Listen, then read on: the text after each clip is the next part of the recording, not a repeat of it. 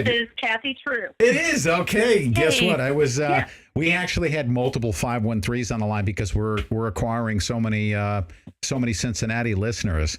And Kathy, I want to welcome you to the show. First of all, if you don't mind me doing this, because I led in, by the way, I don't know if you were hearing my rant before we went to the break. I did. I love your rant.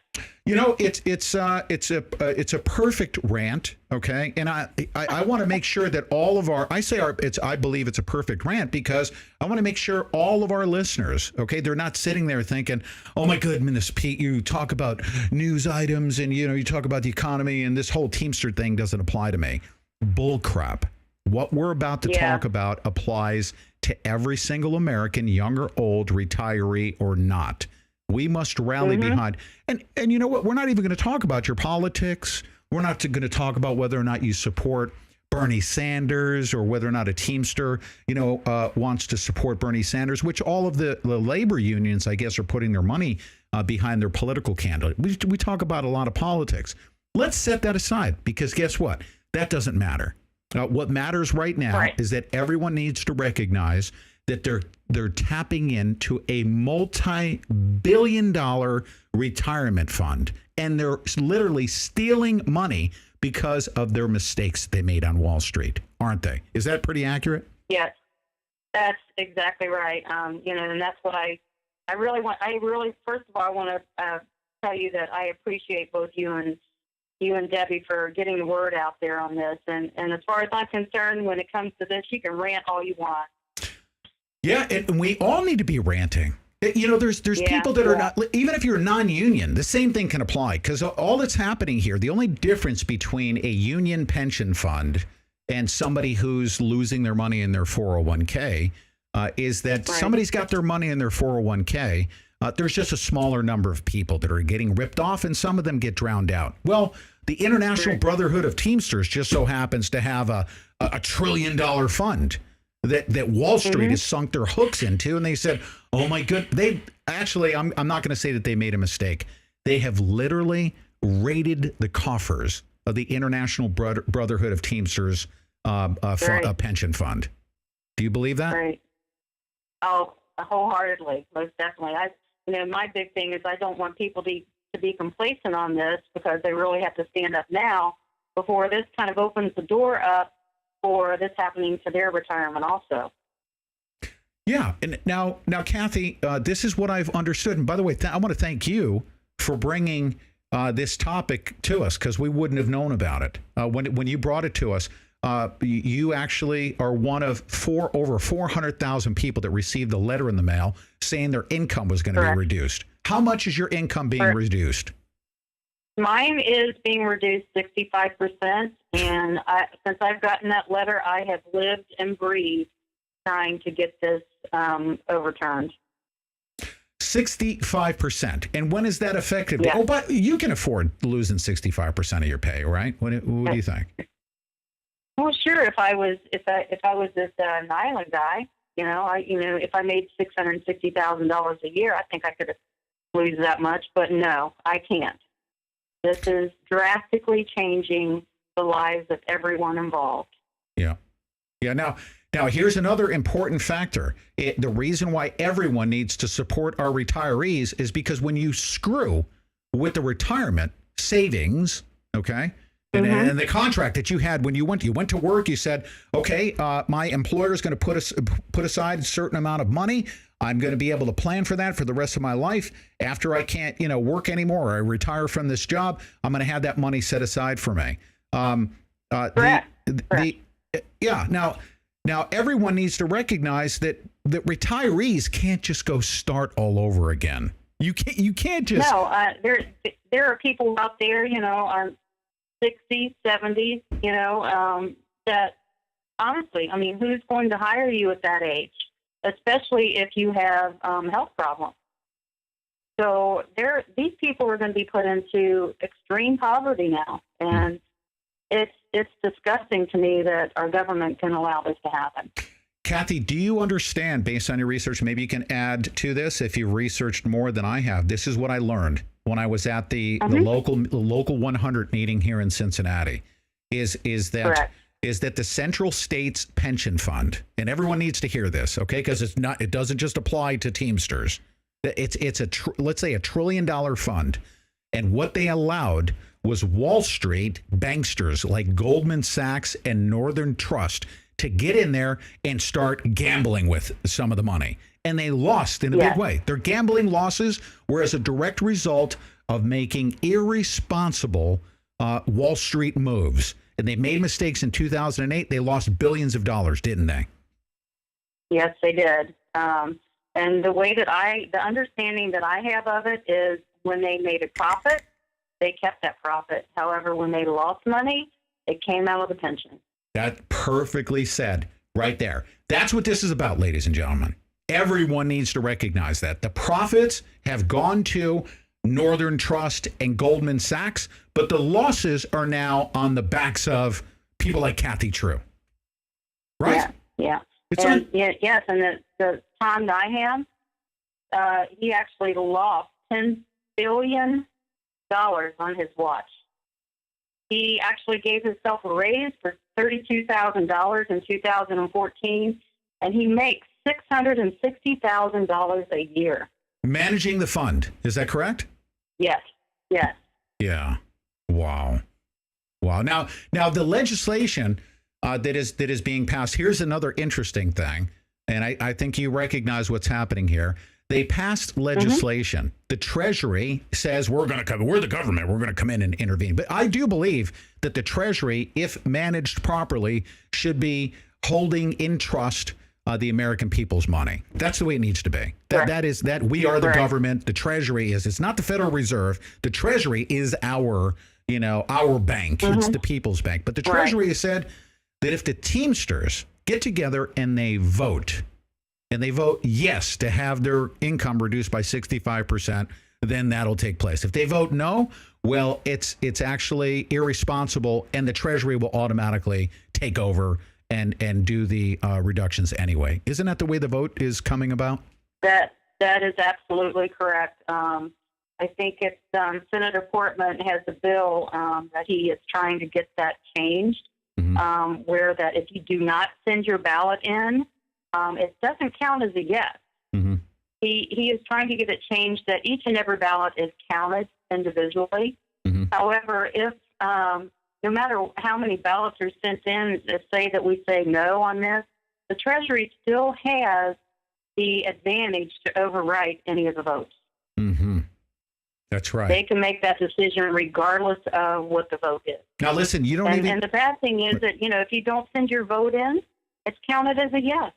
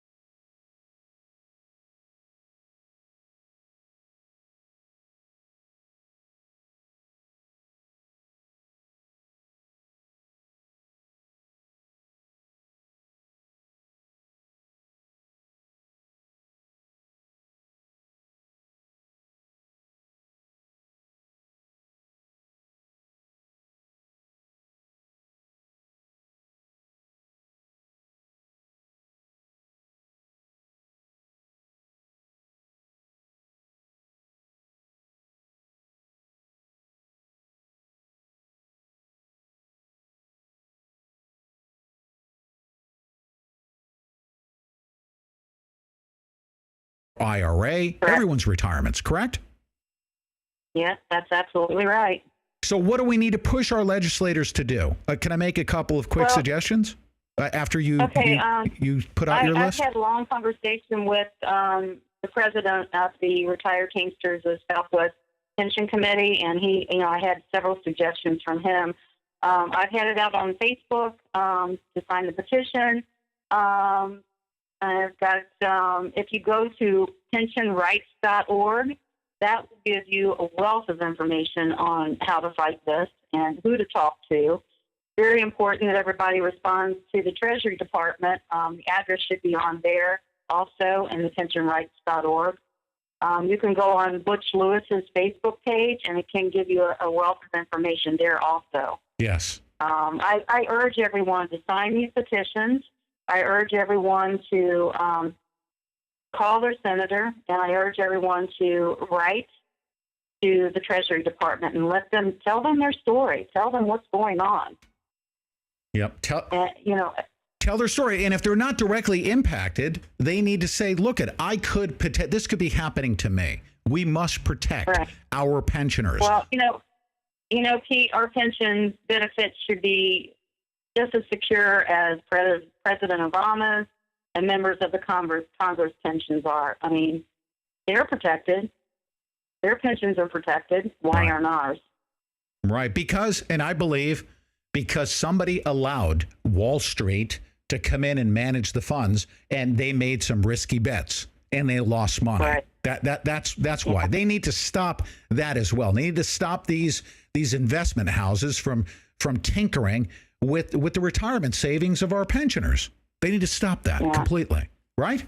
Yeah, I would urge everyone out there to go to Butch Lewis's Facebook page, and he's going to tell you exactly what needs to be done to get the word out there. Okay. Fantastic. Okay. Now, hold on one second. Deb has a comment. You have a comment? Kathy, tell us about your petition, the one you started on whitehouse.gov, and how everyone can get to that.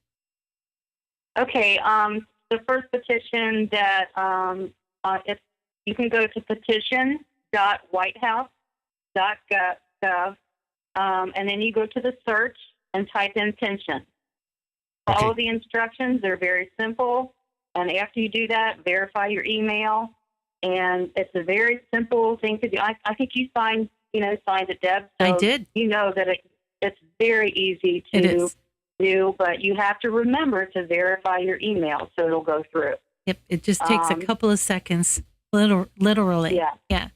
Now that one just simply states it's requesting to not cut our pension, with central state pension funds. Right. The second one is petitions.moveon.org. And that petition is to repeal the pension rider to HP 83. Okay, what is that rider? What is that rider state? That rider is that we can vote a no matter what the outcome. The Treasury Department can override that vote. Also, any ballots not sent in will be counted as a yes. So that is going to override that. That will make each and every vote count. Yeah. However, the votes that aren't sent in will not count as a yes. Yes. And that rider repeals something that is straight up 100% unconstitutional. Exactly. Right. I can't understand how this is even happening. Yeah. This is stealing, and it's against the law. Yeah. They had a contract with each and every one of us, so this contract is just, they just feel like they can get all the way around it and not be responsible to keep the promise. Yep. And Kathy, I think, I call us steak potatoes people. We're just down home Americans, really just working class people. The majority of us are working class. We're not one percenters. Honestly, Pete, I feel like the government is, honestly, this is a sad thing. I just feel like they all want us to depend on them. They are putting us all into poverty so that we have to depend on the government to take care of us. Yes. And I don't want that. I've worked hard all my life, and, as far as I'm concerned, when you work hard, you deserve that pension. Yeah. Hey, Kathy, do you mind staying with me over this upcoming break? I want to talk to you a little bit more about, because we start getting into the minutia of and the terminology associated with the union, and we mentioned things like riders and things like that, and there's a lot of complexities that even our legislators understand. Portman's office even said this thing is so complex. But I want to simplify things, and I want to go back to the work that you did as a butternut driver. I want to talk a little bit about your life. You're a working class person, like the rest of us are. The 99% of Americans are. How were you in this union? Old am I? No. The union? No. So when we come back, I want to talk about you as a worker, as an American worker, and then what led up to this crisis that we're in with holding on to these pensioners' funds for leading into this next segment with that public service announcement. She said cumber snatch. Only here on the Pizza and Tilly Show. Not appropriate for our family of listeners. But I'm back with Kathy True. And Kathy, this is what I want to talk to you about. Okay, you started working at Butternut delivering bread, correct? How many years ago? I did. I was 20 years old when I started working there. I worked there for 32 years. Would you say that delivering bread to American grocery stores is an important part of our economy and our supply chain? Would you agree? Oh my goodness! I mean, think about it. What would happen to our economy if there were no truckers, or no bread deliveries, or no pop deliveries, no beer deliveries? I mean, think about what would happen. That's right. Now, what would happen also if we didn't take care of those employees? And this is what I'm going to say. And by the way, I am speaking as a former Coca-Cola executive that's been on both sides. I've been a Teamster before. I was a union Teamster truck driver. I wanted to learn that side of the system before I moved my way and up the chain of command. And I've been on the other side, helping to negotiate union contracts. This is what I'll say. Ladies and gentlemen, do we need unions in America? This is what I will say, knowing what I know about Coca-Cola, is if companies could take care of their employees, you wouldn't need a third party to come in and intervene. But because Coca-Cola would have everyone working for $1 an hour for 20 hours a day, abusing every single employee that's through, that's why you have to have a union come in and say, you know what, we want fair wages and we want fair treatment of the employees. And, Coca-Cola is not critical, but it was a huge business. In the bread business, in your business, having the Teamsters in there protecting the drivers is an important thing, because would they make you work for $1 an hour and 20 hours a day and abuse you? Oh, yeah. Yes. Yeah, if they could. That's right. So you were in a business where you need a third party to come in to take care of the employees. And that's what the International Brotherhood of Teamsters, way back when it was, when the labor unions were founded. So anyways, part of that, when you sign on to become a driver at 20 years, you don't really think too much about retirement. But guess what? The labor union says you need a retirement because you're not going to be a truck driver for, until you're 90 years old. It's not going to happen that way. Right. So they set aside and they pitch in and they help build your retirement on behalf of all the employees that care or don't care about their pensions, right? Mm-hmm. Yeah. Yeah. In the beginning, at 20 years old, I'm like, this is great. I have retirement. Yes. I had health insurance. It was fantastic. I could take care of my daughter. Right. So I stayed, and this was a tough job for a woman. I was the only woman there. Right. This was a tough job, and long hours and very hard work. Everyone out there worked their butts off. Right. So, when there was a hope of a pension, that's why we stayed. That's right. Because we knew that someday that we were going to be secure and safe in our golden years. That's right. And that's to my next subject. All along in your career, there's something called what I call carrot dangling. You've got that carrot out in front of you. You're a donkey with a stick strapped to your back, and you're chasing that carrot, and you want to retire, and you continue to do the hard work that you just described, because you know what? You're chasing that carrot. Now, if they ever told you that's really not a carrot, that's actually arsenic. at the end, when you finally catch that thing and you eat it, you're going to die. It's not as appealing as you might think. In your retirement, if you thought as you were working your entire career that in the end they were going to take away 65% of your income, would you been as hard of a working donkey? I wouldn't have stayed with them. You wouldn't have stayed with them. Gone. That's right. That's right. So that's one of the tragic parts of this thing. So you built up an income, you built up a retirement, you set yourself up. You bought your dream home somewhere in the country. I think we'll call it FEMA Region 4. Okay, in Florida. You bought your dream home. You set aside your income. You've got so much income. It's a fixed income, pretty much, right? You make X amount every single month. Yeah. When you go to get a loan for a home and the pension is giving you this much and, blah, blah, blah. And it's like, okay, well, 6 months later, they're taking 65% of that away from you. Now what do you do? Is that when you got the letter? 6 months after you bought your dream home? Yes. Wow. Yes. Wow. So you planned. You planned for that, obviously, right? Yeah, definitely. Yeah. We, my husband and I both worked for Butternut, and we both, always wanted to move to Florida. Mm-hmm. So that was our dream, to move there. So now that dream is gone.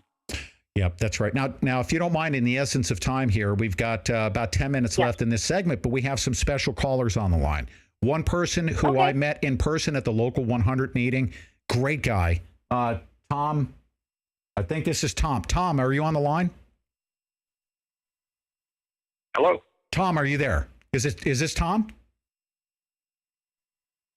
Hello. Hi, who am I speaking to? What's your first name, sir?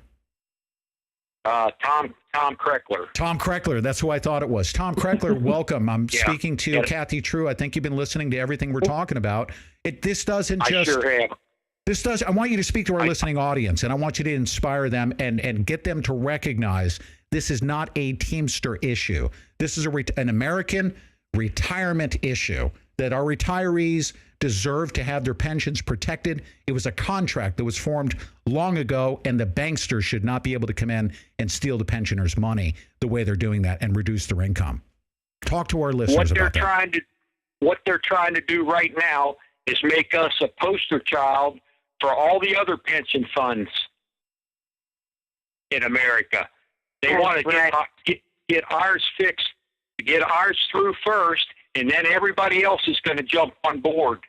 And they're all going to take a cut. Most of them are. There's a big list of them. You can see them on the computer of who's in.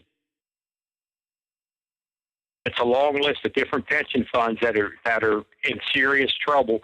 If Central States gets this through, they're going to come after them just as soon as it goes through. You mark my word. There's no doubt about it. We're leading this, or Central States is leading this for everybody else. And everybody needs to get on board. You need to write your congressmen, your senators, and don't think that it doesn't matter, because it does. They start paying attention when they get a whole lot of letters. So, this is going to be a long fight. Don't give up. Don't get your hopes down that people are saying sometimes, there's nothing we can do about it. That's not true. That's not true. We can do a hell of a lot about it. No, but you got to work. You got to get involved, and we got some things coming up. I don't want to say them right now, but I'll let the other people know, or let them know.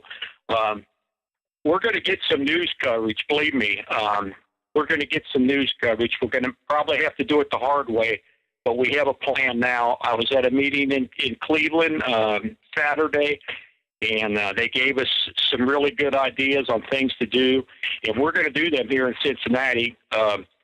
I don't know what everybody else is going to do, but we're going to do them. And also, we're going to get Ken Feinberg to come down here. He told us at the hearings when we testified that he would be available to any of us.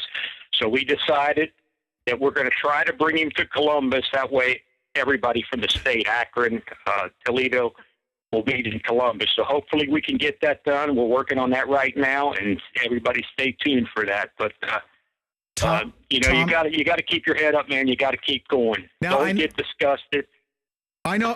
Now I know there's proper protocol, and I know what it takes to actually execute what I'm about to suggest here. But Kathy and Tom, I want you to chime in on this. I want to speak out locally and vocally. Okay, in the following regard, how about active duty Teamsters? They have something at stake. Why don't we call for an absolute shutdown? Okay. But go ahead. I'm setting up a meeting with them. I'm trying to get a meeting set up with them on a Saturday morning over at our local union, over at Local 100, because they approached us at our retirees meeting. Some of them took off work and came over and asked us if we could get a meeting set up for them. I have to go through the proper officers in the union to do that, but I'm sure they will. Local 100 has been with us almost 100%. I mean, yeah, we couldn't ask for any more from them because they pretty much do everything that we ask them to do. So there is a meeting going to be set up for them, and it will be probably in a couple weeks. Okay, how about this? I want to take it one step further, and this is going to be my commitment here locally as I'm going to say an outsider to the Teamster issues. I want to call upon people in the private sector, non-union sector. If you're a Walmart employee, if you are a major employer, because there's a lot of big employers out here, your 401k is at stake. It's next in line. You need to help and be supportive. Yes, sir. Right? Yes. Definitely. Big employers here in Cincinnati area. This is the hub of America right now, is it not? Yeah. It's unbelievable. I mean, just like Kathy was saying, the way they set up that vote and I just can't believe it. No. But I do believe one thing, and I think he's trying from everywhere to get it done, is what Senator Rob Portman's doing. So guys, have faith in him right now. That's about one of the only things we got really going for us right now. He's got a lot of respect up there, and I really do believe that he's going to get that done for us. I really do believe that. Hey, Tom, let me ask you this also. Let's inspire, and that's good that Portman's he's doing a good job. I've been hearing lots of great things, and he's stepping up. Where are all these other legislators? Where are all these other politicians that should be working on behalf of the American people that voted him out? I think there's 20 of them. There's 20 of them now, or 25. From what I read from different places in the country. I can't give you their names because I don't know them all, but I read last night that there's 25 on board now or something. So, they're starting to step up. Starting to step up. Yeah, I think it's really important that you get the active duty Teamsters on board too. Yes. Tom, that's big. Okay.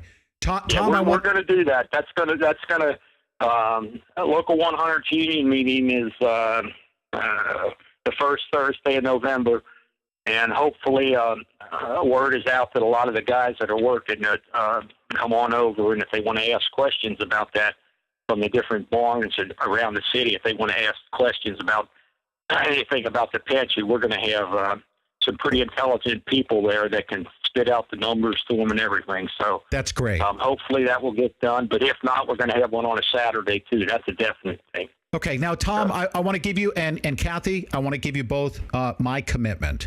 I'm not doing this for me. I'm doing this for the Americans. I mean, American citizens, all of us, union and non-union, protecting their pensions.